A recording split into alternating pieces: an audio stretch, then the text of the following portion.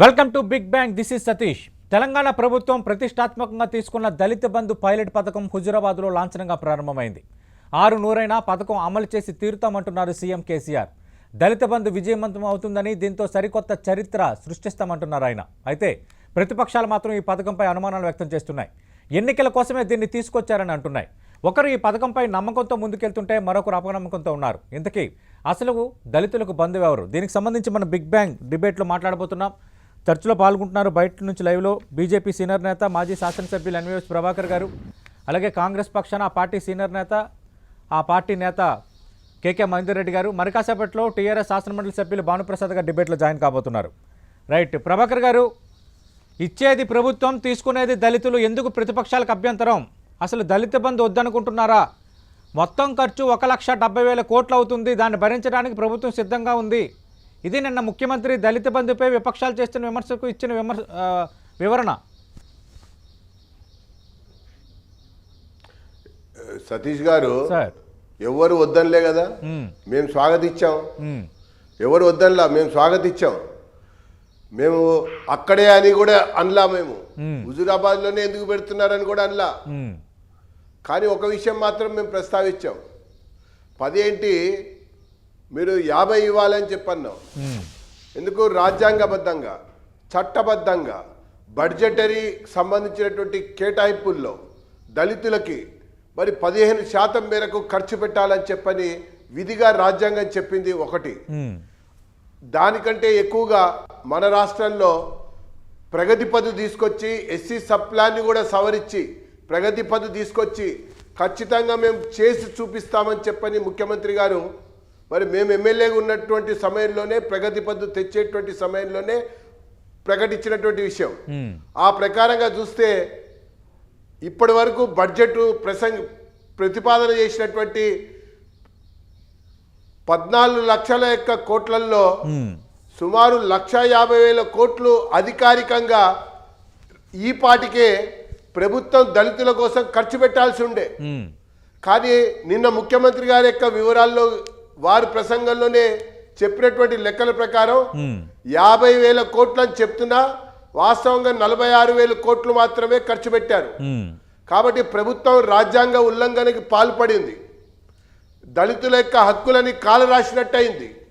Budgetary కేటాయింపు ప్రగతి పద్ధతి ఉండంగా ఖర్చు పెట్టలేదంటే కఠినమైనటువంటి చర్య ఈ ప్రభుత్వం మీద తీసుకునేటువంటి అవకాశం కూడా ఉంది.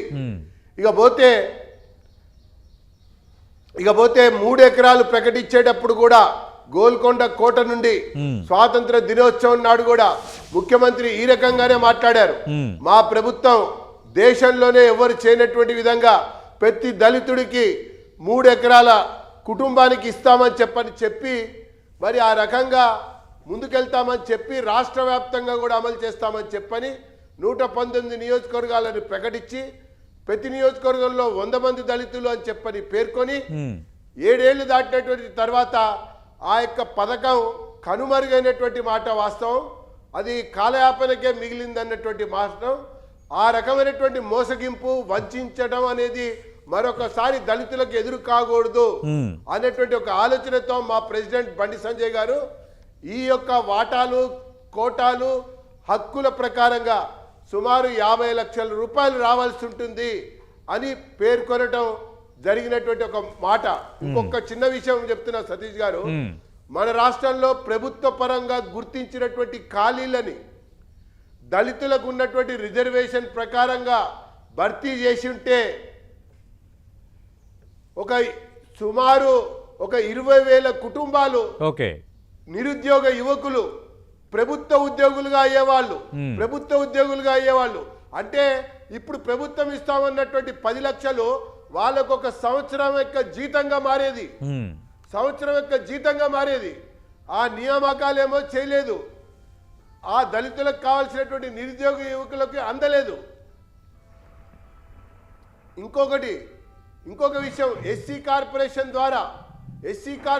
ద్వారా రుణాలు ఇచ్చేటువంటి విషయంలో మరి బ్యాంకు లేదు, మార్జిన్ మనీ లేదు. మేమే స్వయంగా ఇస్తామని చెప్పి 7 లక్షల దరఖాస్తులు తీసుకొని ఈ 7 ఏళ్ల కాలంలో 1,00,000 మందికి కూడా ఇవ్వలేదు అని చెప్పని నేను పేర్కొంటా ఉన్నా.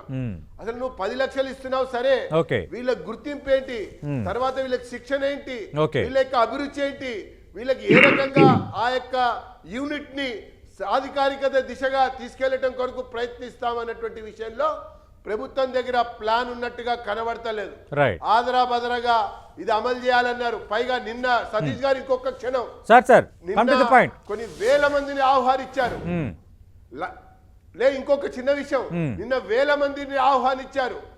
రాష్ట్రమంతా కూడా చూసింది ముఖ్యమంత్రి గారు ఏం చెప్తారు, ఎలా ఎంతమందికి ఇస్తారని రాష్ట్రమంతటా చూసింది, నేషనల్ మీడియా కూడా చూసింది.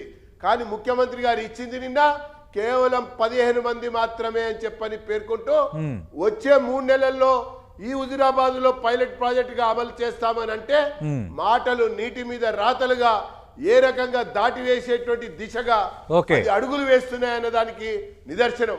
పైగా మేమనేది వాళ్ళని కేవలం ఆర్థిక కోణంలోనే కాదు, సామాజిక కోణం, రాజకీయ కోణం, రాజ్యాధికార కోణం, సాధికారికత కోణంలో కూడా అడుగులు వేసేటువంటి ఒక ప్రయత్నం ఈ 7 ఏళ్లలో ప్రభుత్వం చేసినట్టుగా డిబేట్ లో జాయిన్ అవుతున్నారు టీఆర్ఎస్ ఎమ్మెల్సీ భానుప్రసాద్ గారు గతంలో దళితులకు సంబంధించి ఇచ్చిన ఏ హామీ స్పష్టంగా నెరవేర్చలేదు కాబట్టే దళిత బంధు పథకం అమలుపై నమ్మకం ఉండడం లేదంటున్నారు ఎన్వైఎస్ ప్రభాకర్ గారు. రెండోది, మొత్తం రాష్ట్రమంతా ఒకేసారి ఇవ్వాలనేది మా డిమాండు. దళిత బంధు పథకాన్ని మేము ఎక్కడా వ్యతిరేకించడం లేదు కదా. గతంలో 3 ఎకరాల భూమికి సంబంధించి అందరికీ చేయలేకపోయారు, డబుల్ బెడ్రూమ్ ఇల్లుకి సంబంధించి ఎవరికి చేయలేకపోయారు, ఎస్సీ కార్పొరేషన్ ద్వారా రుణాలు ఇచ్చే విషయంలో స్పష్టత లేదు, ఎస్సీ ఎస్టీ సప్లై నిధుల వినియోగంపై స్పష్టత లేదు. అందుకు వాటిని దృష్టిలో పెట్టుకుని దళిత బంధుపై మాకు నమ్మకం కుదరట్లేదు అంటున్నారు. చెప్తాను, నేను వారు అడిగిన ప్రతి ప్రశ్నకి సమాధానం చెప్తాను. మాట్లాడండి సార్. వారు అడిగిన ప్రతిదానికి సమాధానం చెప్తాను. సతీష్ గారు, సార్, ఈ దేశంలో ఈ 2 రాజకీయ పార్టీలు, కాంగ్రెస్ పార్టీ కావచ్చు, బీజేపీ కావచ్చు, ఈ 2 జాతీయ రాజకీయ పార్టీలు ఏదో ఒక అలయన్స్తో ఈ దేశాన్ని ఎక్కువ కాలం పరిపాలించినటువంటి పార్టీలు. అవును. సో ఈ దేశంలో ఈ దళిత జాతి వెనుకబడి ఉంది అని అన్నా, 75 సంవత్సరాల స్వాతంత్రం తర్వాత కూడా ఈ దేశంలో దళితుల పరిస్థితి ఈ విధంగా ఉంది అని అంటే దానికి కారణమైనటువంటి పార్టీలు ఈ 2 రాజకీయ పార్టీలు. ఏ రోజు వాళ్ళ అభ్యున్నతి గురించి కానీ, ఏ రోజు వాళ్ళకు ఏ రకమైనటువంటి సహకారం ఇవ్వడం ద్వారా ఈ దేశంలో వారిని కూడా పూర్తి స్థాయిలో మిగిలిన ప్రజలతో మమేకం చేయగలుగుతాం అనేటువంటి ఆలోచన కానీ చేయనటువంటి వీళ్ళు ఈరోజు మేము చేస్తున్నటువంటి ప్రయత్నాల్లో తప్పుపట్టడానికి మాత్రం ముందు వరుసలో నిలబడుతున్నాయి. నిజంగానే వాళ్ళు పాలిస్తున్నటువంటి రాష్ట్రాల్లో మాకంటే మెరుగైనటువంటి పరిస్థితుల్ని సృష్టించి మా మీద కామెంట్ చేస్తే బాగుండేది. కానీ ఈరోజు దేశంలో అనేక రాష్ట్రాల్లో ఈ 2 పార్టీలే పాలిస్తున్నాయి. అక్కడ జరుగుతున్నటువంటి అరాచకాలు, యూపీలో జరిగినటువంటి అరాచకాలు చూసినాం మనం. యూపీలో బీజేపీ అధికారంలో ఉంది, అక్కడ దళితులపై జరుగుతున్నటువంటి అరాచకాలు చూసినాం. అక్కడ దళిత మహిళలపై జరుగుతున్నటువంటి అరాచకాలు చూసినాం, అక్కడ అణిచివేత చూసినాం. సో ఈరోజు తెలంగాణలో ఆ పరిస్థితి లేదు.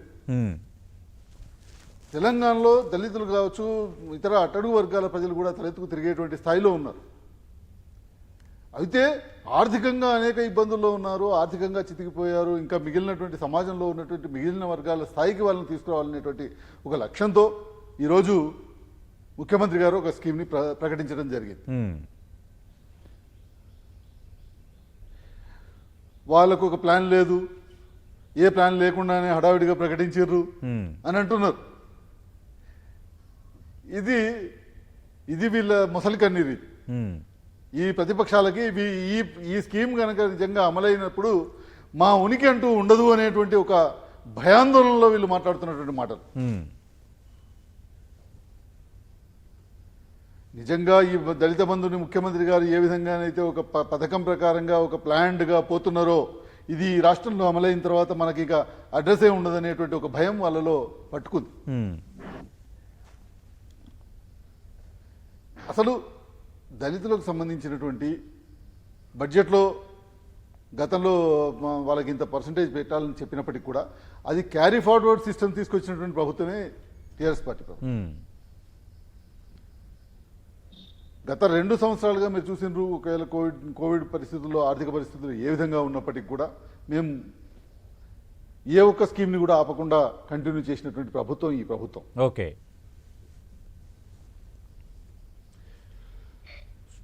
సో డెఫినెట్గా మాకు ఒక ప్రణాళిక ఉంది. రైట్. దాని కొరకు గ్రామ స్థాయిలో, మండల స్థాయిలో, మండల స్థాయిలో, నియోజకవర్గ స్థాయిలో, జిల్లా స్థాయిలో, రాష్ట్ర స్థాయిలో దళిత బంధు కమిటీలను నియమిస్తామని చెప్పినాం. ఆ కమిటీలకు ట్రైనింగ్ ఇస్తామని చెప్పాం.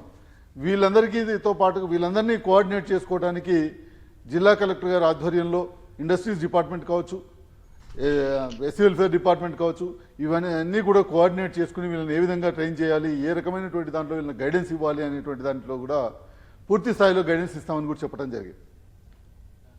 ఈరోజు ప్రభుత్వ ఉద్యోగాల గురించి ఎన్వీఎస్ ప్రభాకర్ గారు మాట్లాడుతున్నారు. ఏ నైతిక బాధ్యతతో మాట్లాడుతున్నారు? రిజర్వేషన్స్ ఈరోజు పబ్లిక్ సెక్టార్ సంస్థలన్నింటిలో కూడా రిజర్వేషన్ల ద్వారా ఉద్యోగాలు వచ్చేటువంటి అవకాశం ఉంటే ఆ పబ్లిక్ సెక్టార్ సంస్థల్ని, అది ఇండియన్ రైల్వేస్ కావచ్చు, అది ఎల్ఐసి కావచ్చు, అది ఇతర జనాభా దామాషా పద్ధతులు ఇచ్చేటట్టుంటే ఇప్పటికీ దళితులకు 20,000 ఉద్యోగాలు ఉండేవి అన్నది ఎన్వీఎస్ ప్రభాకర్ గారి కామెంట్. భానుప్రసాద్ గారు, అది చేయాల్సింది మీరు కదా. పార్లమెంట్లో కూర్చున్నటువంటి మీరు చట్టాలు తీసుకురావాలి కదా. ఆ రకంగా సతీష్ గారు మేము ఎస్టీలకి పర్సెంటేజ్ పెంచాలని పోరాటం దౌర్భాగ్య పరిస్థితుల్లో రాజకీయ పార్టీలు నేషనల్ లెవెల్లో ప్రకారంగా ఖాళీగా ఉన్న 3 లక్షల ఉద్యోగాల్లో సో మీరేం 20,000 కుటుంబాలకి 20,000 నిరుద్యోగ యువకులు జీవితాంతం సెటిల్ అయ్యే వాళ్ళని చెప్పాను నేను. రైట్. వాటన్నిటిని కూడా మీరు అమ్మేసుకుంటున్నారు. ఓకే. ఈరోజు ఆ పబ్లిక్ లిమిటెడ్ సంస్థల్లో ఎస్సీలకు వచ్చేటువంటి రిజర్వేషన్ లేకుండా చేసే పరిస్థితికి మీరు తీసుకొస్తున్నారు. అవన్నింటినీ ప్రైవేట్ పరం చేసిన తర్వాత దాంట్లో రిజర్వేషన్ ఉండదు. ఆ ఉద్యోగాలన్నీ కోల్పోయేటువంటి పరిస్థితి వస్తుంది.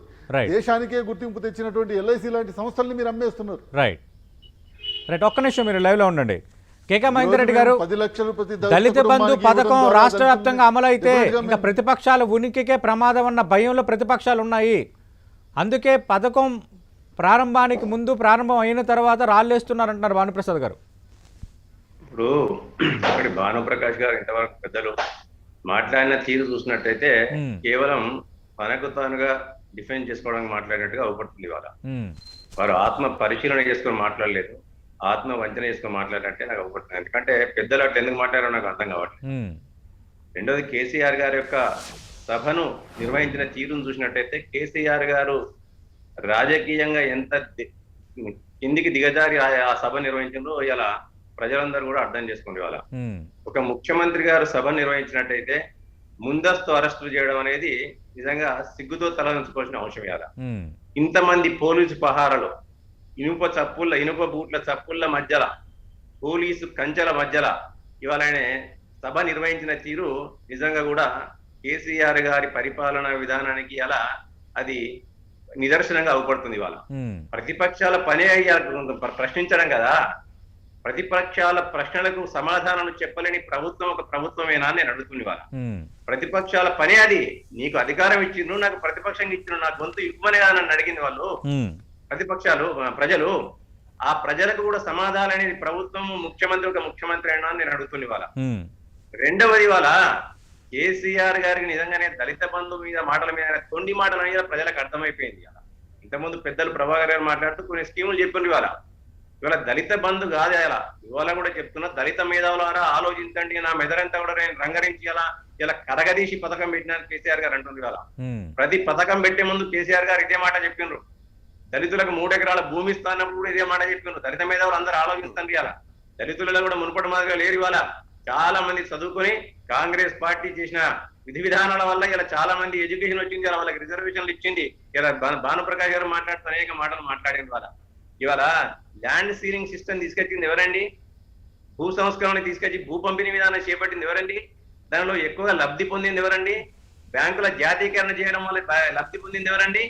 నిజంగా కూడా భానుప్రకాష్ గారు తన గుండెపైన చేసుకుని మాట్లాడితే బాగుంటుంది. ఎందుకంటే రాజకీయ పార్టీలు చేంజ్ అయినంత మాత్రాన ప్రజల అవసరాల గురించి, ఆ పార్టీ అవసరాల గురించి మాట్లాడడం పద్ధతి కాదని చెప్పి నేను వారికి సమయంగా విజ్ఞప్తి చేస్తున్నాను. ఎందుకంటే ఇంకోటి కేసీఆర్ గారు మాట్లాడారు, ఎప్పుడో రైతులకు ఈ రాష్ట్రంలో రైతులకు నేను అందుకే పుట్టిందేమో, కేసీఆర్ గారి మాటలలో చెప్పాలంటే నేను అందుకే పుట్టిందేమో, ఈ ఆలోచన ఎవరికి వచ్చి ఉంటది. ఈ రాష్ట్రంలో రైతులకు కావాల్సిన 26,000 టన్నులు 27,000 టన్నులు ఉచితంగా ఇస్తున్నా అని చెప్పిండు. ఇంతవరకు రాలే అది. దళితులకు 3 ఎకరాల భూమి అన్నాడు, ఇంతవరకు రాలే అది.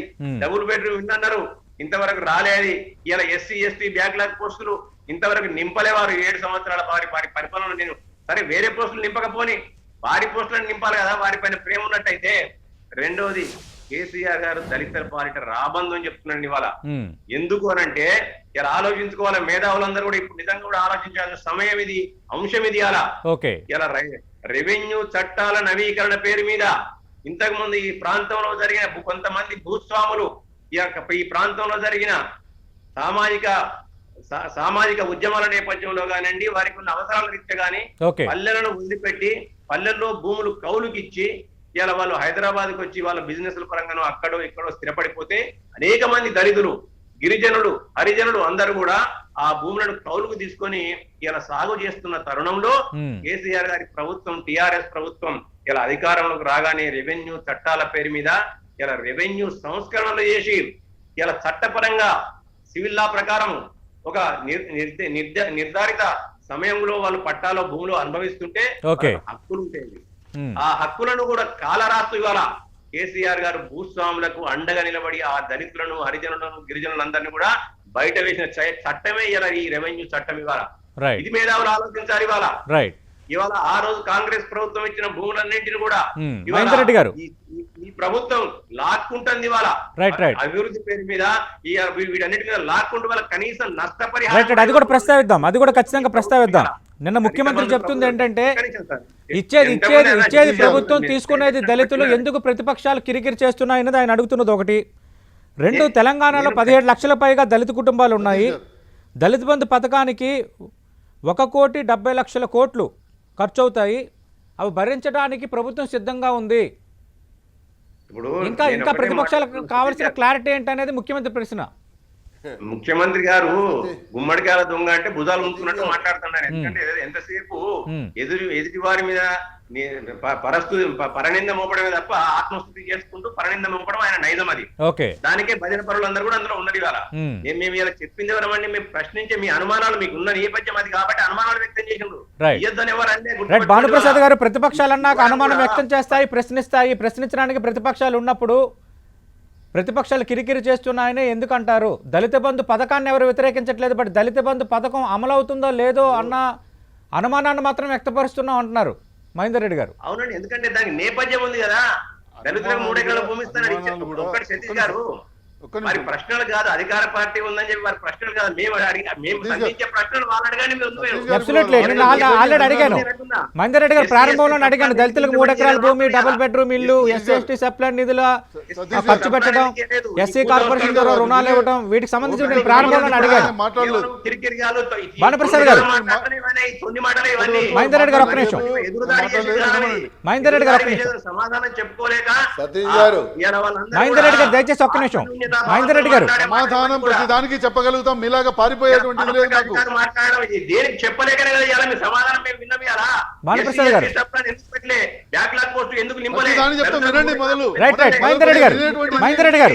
మహేందర్ రెడ్డి గారు మాట్లాడదాం, దయచేసి అర్థం చేసుకోండి. మహేందర్ రెడ్డి గారు 1 by 1 మాట్లాడదాం, ఖచ్చితంగా 1 by 1 మాట్లాడదాం. ప్రభాకర్ గారు కూడా మాట్లాడాలి. ఒక్క నిమిషం మహేందర్ రెడ్డి గారు, ఒక్క నిమిషం. ఎన్నడూ లేని అంబేద్కర్ వాళ్ళు ఎందుకు సమాధానం వినే ధైర్యం కూడా ఉండాలి మీకు. భానుప్రసాద్ గారు,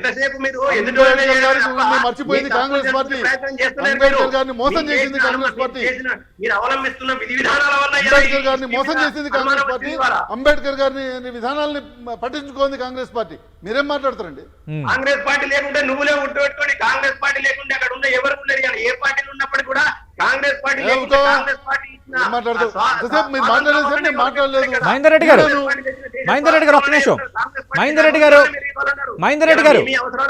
మహేందర్ రెడ్డి గారు మీరు కొన్ని ప్రశ్నలు సంధించారు. రేవంత్ రెడ్డి గారు మీరే చేసిన భానుప్రసాద్ గారు రేవంత్ రెడ్డి గారు మీరే చేసిన అధికార పార్టీ పాలన చెందిన ఎమ్మెల్సీ ఆయన దగ్గర నుంచి సమాధానం తీసుకునే ప్రయత్నం చేద్దాం. మోసం చేసింది ఎవరు ఇక్కడ? మహేందర్ రెడ్డి గారు. భానుప్రకాష్ గారు మాట్లాడండి, వద్దని నేను అంటలేను. మీ అధికార పార్టీలో సతీష్ గారు. Right right right okay okay Satish గారు, ఫస్ట్ ఓకే ఆయన ఓకే ఆపమనండి. ఫస్ట్ మహేందర్ ఆయన రెడ్డి గారు ఒక్క ఆపమనండి. నిమిషం. మహేందర్ రెడ్డి గారు ఒక్క నిమిషం మాట్లాడండి సార్. ఫస్ట్ ఆయన ఆపమనండి, వినమనండి. భానుప్రసాద్ గారు okay come to the point. ఇప్పుడు అరే ఇంటూ పోతుంటే భానుప్రకాష్ అంతా ఇదంతా అవుతుంది. మీరు చెప్పిన పిట్ట కథలు, కట్ట కథలు, సమాధానం ఇవన్నీ వినే ఇంటర్నెట్ ఓపిక అవుతుంది. ఉండాలి. భానుప్రసాద్ గారు 7 మాట్లాడండి. సంవత్సరాలు విన్నామే. ఓ, 7 మహేందర్ రెడ్డి గారు. సంవత్సరాలు భానుప్రకాష్ మహేందర్ రెడ్డి గారు మహేందర్ రెడ్డి గారు మహేందర్ రెడ్డి గారు మాట్లాడుతున్నా ఇప్పటి ప్లీజ్ వరకు. ప్లీజ్ ఒక్క నిమిషం. భానుప్రసాద్ గారు ఇంత మీరు కూడా ఇంతటి అసహనానికి గురైతూ ఏదో పదవి రాలేదని అసహనానికి గురైతూ ఈ విధంగా ఉండటం సరైనది కాదు. ముఖ్యమంత్రిగా మీరు మాట్లాడుతున్నారు, మేము ఎప్పుడు అసహనం గురి కాలే. అర్థమైందా? మీరు ఒక ప్రశ్న అడిగారు, దానికి నేను సమాధానం చెప్పేప్పుడు మీరు వినాలి. మీరు ప్రశ్న అడిగినంతసేపు నేను ఓపికగా విన్నాను. కాలేదేమి, అందుకే చెప్తున్నా అంత ఓపిక భానుప్రకాష్ గారు. మాకున్నది, మా పార్టీకి ఉంది, మేము మాకుంది. సతీష్ గారి రిక్వెస్ట్ ఎవరు ఏ ప్రశ్న మిమ్మల్ని అడిగినా అడగలే. నేనేంత రైట్, ఓపిక రైట్, ఉన్నది, రైట్, దానికి రైట్. సమాధానం ఇచ్చేంత మహేందర్ రెడ్డి గారు ఒక్క నిమిషం ప్లీజ్. మహేందర్ రెడ్డి గారు సమాధానం ఇచ్చే ధైర్యం మహేందర్ రెడ్డి గారు ఒక్క మాకుంది. నిమిషం. మహేందర్ రెడ్డి గారు పార్టీలు మారడం, మీరెన్ని పార్టీలు మారినో కూడా మాకు తెలుసు.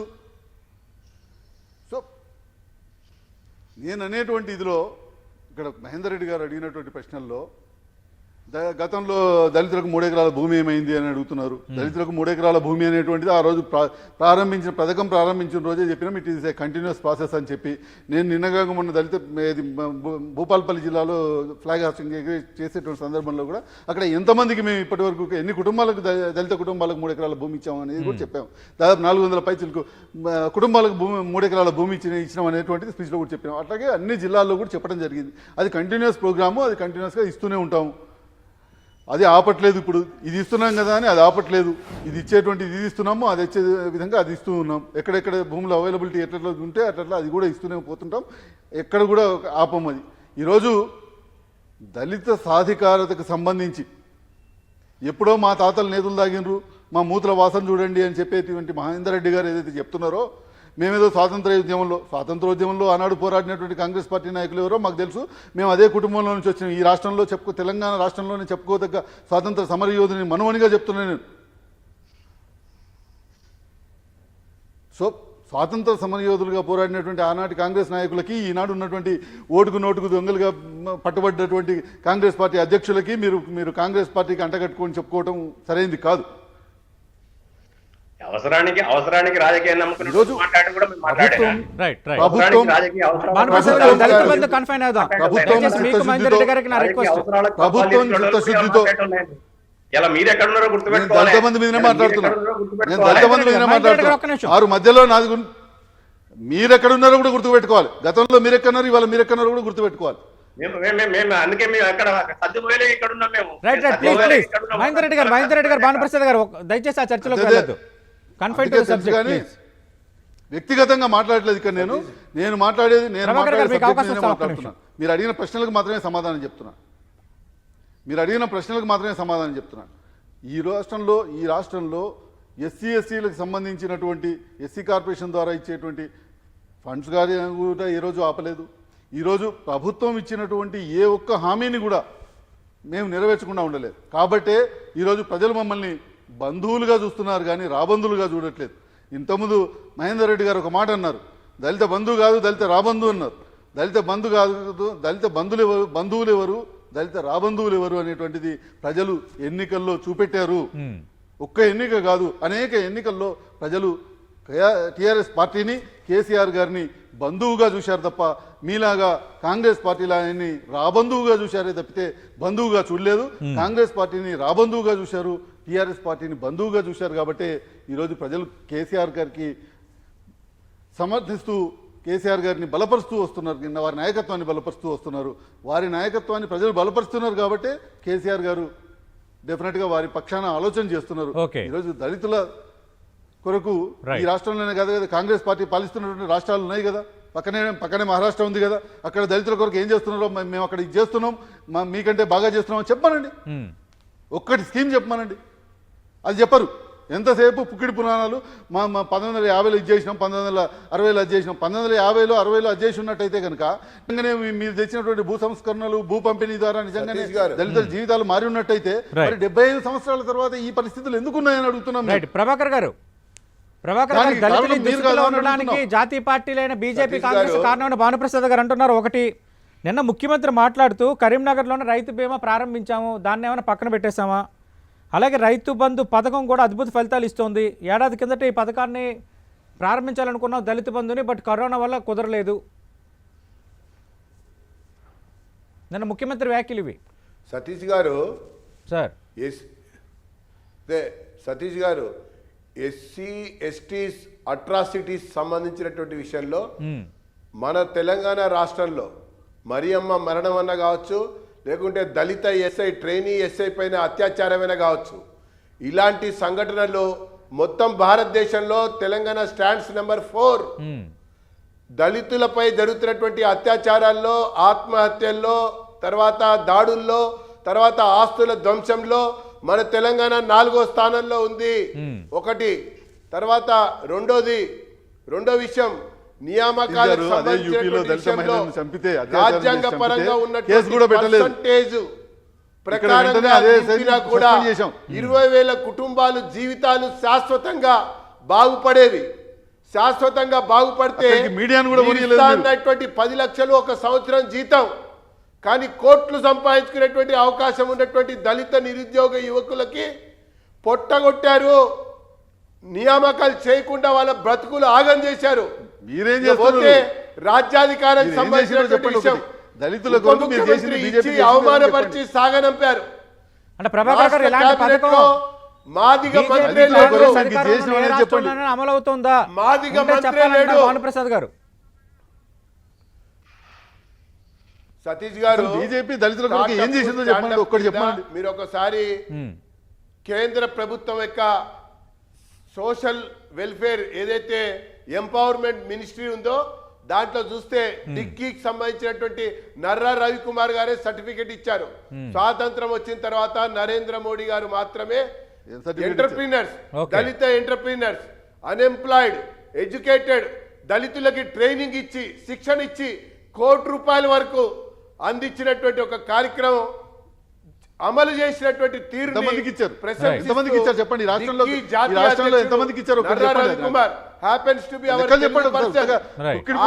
సర్టిఫికెట్ ఇచ్చినటువంటి విషయాన్ని నేను పేర్కొంటున్నా.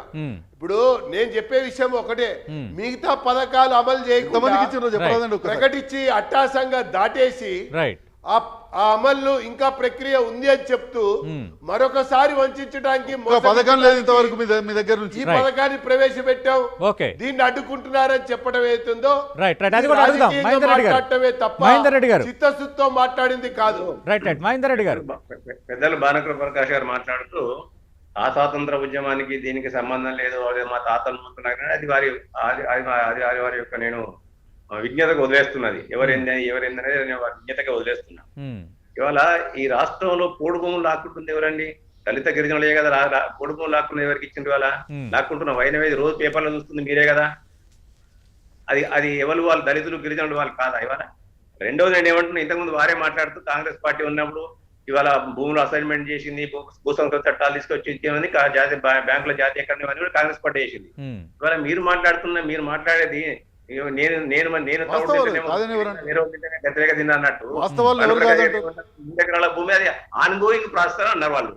మరి ఇది అలా తీసుకొచ్చిన చట్టాలు కూడా ఆ చట్టాలు ఆన్గోయింగ్ ప్రాసెస్ కదా. ఇంత దూరం ఇంతమంది దళితులకు వచ్చింది ఒక్కసారి లెక్క వేసుకోండి. దేశవ్యాప్తంగా లెక్క వేసుకోండి. మీకు చిత్తశుద్ధి ఉన్నట్టయితే ఇలా మీరు దేశవ్యాప్తంగా కొన్ని ఎకరాల భూమి మనిషికి అలా 3 ఎకరాల 2 ఎకరాల పరిస్థితి ఎందుకు మారలేదు అంటున్నా. దళితుల పరిస్థితి ఎందుకు మారలేదు అంటున్నా. రాజశేఖర రెడ్డి గారు ముఖ్యమంత్రిగా ఉన్నప్పుడు భానుప్రకాష్ గారు అందులో ఉన్నారు కదా, వారి హయాంలో ఇచ్చింది కదా.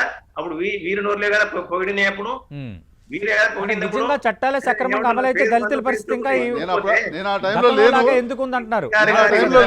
నేను ఆ టైంలో లేను కానీ కేసీఆర్ గారి విధానాన్ని ఏమన్నా కేసీఆర్ గారి నైజం అంతా కూడా ఇప్పుడు దళితుల పరిస్థితి ఈ విధంగా ఎందుకుంది? మీరు నిజంగానే అంత చేసి ఉంటే. ఇవాళ ఎలక్షన్ల కొరకు మాత్రమే ఈ స్కీమ్ ఉంది. ప్రతి ఎలక్షన్ల ముందు ఒక మాట చెప్తారు వారు. అప్పుడు దళితులకు 3 ఎకరాలని, దళితులే ముఖ్యమంత్రి అని. ఎలక్షన్లు ఇప్పుడు ఏం లేవండి. ఎలక్షన్లు ఇప్పుడు ఏం లేవు. కాబట్టి అదే పథకంగా ఎలక్షన్లు ఇప్పుడు ఏం లేవు. ఆ 2.5 పథకంగా ఏళ్ళు ఉంది కాకూడదు ఎలక్షన్లకి. ఇది. కాబట్టి అందరికి ఒకసారి ఇవ్వండి అని చెప్పిండు అది. Right. దానికి ఇలా బుధాలని కొనుక్కుంటూ ఎవరి మీద ఎవరు వచ్చి ఎందుకు మాట్లాడతారు ఇవాళ? రైట్ రైట్ భానుప్రసాద్ గారు కిరికి చేస్తారు తొండిగాళ్ళు ఎవరు? తొండిగాళ్ళు మీరని చెప్పి ప్రజలకు తెలుసు వాళ్ళ. Right. దళితులు మాకు ఓటు మీకు ఏ విధంగా ఓటు వస్తున్నట్టే రైట్ తెలియదు. భానుప్రకాష్ గారు ప్రతిపక్షాల నుంచి వస్తున్న మరో విమర్శ ఏంటంటే ప్రభుత్వ ఉద్యోగాలు ఉన్న వారికి కూడా దళిత బంధు ఇస్తామనటం కరెక్టేనా? వాళ్ళకి నేను అనేది ఏంటంటే ఎందుకంటే పేద దళిత కుటుంబాలకు దళిత బంధు ఇస్తామన్నారు. ఇప్పుడు ప్రభుత్వ ఉద్యోగాలు ఉన్న వారికి కూడా దళిత బంధు ఇవ్వాలనుకోవటం కరెక్టేనా? ఇది ప్రతిపక్షాలు అడుగుతున్న కామన్ ప్రశ్న, అటు బీజేపీ కాంగ్రెస్. ఇప్పుడు సతీష్ గారు ఈ బాలన్న ఇంకొక నిమిషమే, ఇంకొక ప్రశ్న భానుప్రకాష్ గారు చెప్పారు. ఒక్క ప్రశ్న చెప్పాలి మీరు, అందుకే చెప్తున్నాను నేను. చెప్పండి. ఇవాళ రైతు న్యూ రెవెన్యూ చట్టాలు తీసుకొచ్చిండ్రు. కొత్త రెవెన్యూ చట్టాన్ని తీసుకొచ్చినప్పుడు మీరు అనేకమైన సంస్కరణలు తీసుకుంటే ఇవాళ పహానీలు అనేవి ఉంటాయి. ఈ రాష్ట్రంలో పహానీలు అనేవి ఉన్నాయి. ఆ పహానీలలో అనుభవదారు కాలంలో తీసుకొచ్చి అనుభవదారు కాలంలో తీసేయడంలో మతలబ్ ఏంటి చెప్పాలి ఇవాళ. ఇది చట్ట ప్రకారంగా అనేక మందికి అడ్వర్స్ పొజిషన్ కింద ఇవాళ లబ్ధి పొందే ఆస్కారం ఉంది. భానుప్రసాద్ గారు ఒక పని చేద్దాం మహేందర్ రెడ్డి గారు. భానుప్రసాద్ గారు మహేందర్ రెడ్డి గారు చెప్పండి. మహేందర్ రెడ్డి గారు, ఈ ధరణి మీద చర్చ జరిగినప్పుడు అనేక సందర్భాల్లో అనేక చర్చల్లో నేను పాల్గొని దాని విషయంలో సుదీర్ఘంగా చర్చించడం జరిగింది. ఒకవేళ మీరు కావాలనుకుంటే మళ్ళీ ఒకసారి చర్చ పెట్టండి, నేను దానికి రావడానికి దాని మీద పూర్తిగా ఎక్స్ప్లెయిన్ చేయడానికి సిద్ధంగా ఉన్నాను. నాకు కూడా దాంట్లో ఒక 30 ఏళ్ళ అనుభవం ఉన్నది. నేను కూడా రెవెన్యూ ఇది మీద నాకు కూడా కొంత అనుభవం ఉంది. మీకు అడ్వకేట్గా అనుభవం ఉండొచ్చు, ఒక సాధారణ పౌరునిగా నాకు అనుభవం ఉన్నది. నేను కూడా దాని మీద చెప్పడానికి చర్చించడానికి సిద్ధంగా ఉన్నాను. మీరు దాని మీద ఒక గంట 2 గంటలు చర్చిద్దామంటే కూడా నేను చర్చించడానికి సిద్ధంగా ఉన్నాను. దాని గురించి ఏమీ లేదు.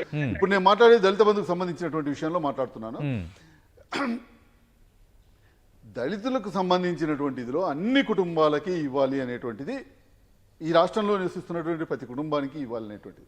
ఇప్పుడు దళిత కుటుంబంలో ఒక దళిత ఉద్యోగి ఉన్నాడు అనుకోండి, ప్రభుత్వ ఉద్యోగి ఉన్నాడు అనుకోండి, ఒక ఆఫీస్లో అటెండర్ ఉండొచ్చు, లేకపోతే ఒక చిన్న ఉద్యోగి అయి ఉండొచ్చు. కానీ అతని పిల్లలకి ఇవ్వకూడదని ఎక్కడ ఉందండి?